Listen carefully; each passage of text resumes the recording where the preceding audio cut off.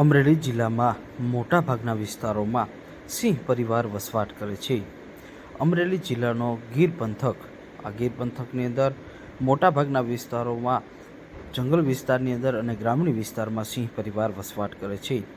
અમરેલી જિલ્લાના લીલિયા તાલુકા તેમજ આજુબાજુના ગ્રામીણ વિસ્તારની અંદર વન વિભાગ દ્વારા ઉનાળાની સિઝનને ધ્યાને લઈને કૃત્રિમ પીવાના પાણીના પોઈન્ટ શરૂ કરવામાં આવ્યા છે.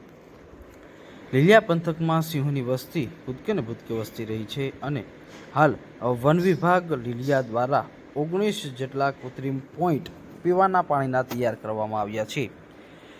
ઉનાળાના સમયમાં જંગલ વિસ્તારની અંદર પીવાનું પાણી મળી રહેતું નથી, જેથી સિંહ ગ્રામીણ વિસ્તાર તરફ આવતા હોય છે અને શિકાર કરતા હોય છે, સાથે પાણીની તરસ છીપાવતો હોય છે. ત્યારે વન વિભાગ દ્વારા ઉનાળાની શરૂઆત થતાની સાથે જ આજે મોટા વિસ્તારની અંદર એટલે કે 19 જેટલા કૃત્રિમ પોઈન્ટ કાર્યરત કરવામાં આવ્યા છે. પવનચક્કીથી 13 પોઈન્ટ અને ટેન્કર મારફતે 6 પોઈન્ટ ભરવાની કાર્યવાહી કરવામાં આવી છે. લીલિયા પંથક ખારોપાટ હોવાથી ચોમાસામાં ભરેલું પાણી કડવું બની જાય છે.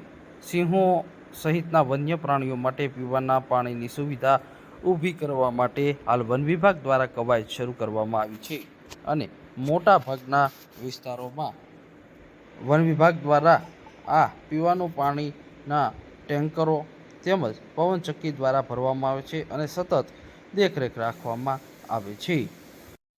લીલિયા તાલુકાના ક્રાંકચ, બાવળાના જંગલથી લઈ થોરીંગડા, કુતાણા, અંટાળિયા તેમજ આજુબાજુના વિસ્તારોમાં 50થી વધુ સિંહ પરિવાર વસવાટ કરે છે અને આ તમામ સિંહ પરિવાર માટે શેત્રુંજી અને ગાગડીયો નદી તથા આસપાસના વિસ્તારોમાંથી પાણીની જરૂરિયાત પૂરી થાય છે. જોકે હાલ ઉનાળામાં કુદરતી સ્ત્રોત સુકાવા લાગ્યા છે અને સાવજોની માટે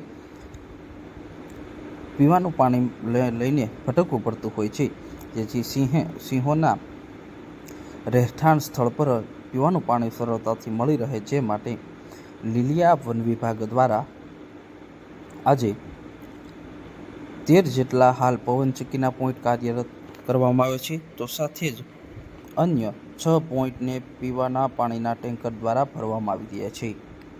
એટલે કે લીલિયા વિસ્તારની અંદર વન્ય પ્રાણીઓ માટે પીવાના 19 કૃત્રિમ પોઈન્ટ શરૂ કરવામાં આવ્યા છે અને આ 19 કૃત્રિમ પોઈન્ટ શરૂ કરતાની સાથે જ સિંહ પરિવાર હવે આ પીવાના પાણીના પોઈન્ટ ઉપર આવી અને પોતાની તરસ છીપાવી રહ્યા છે.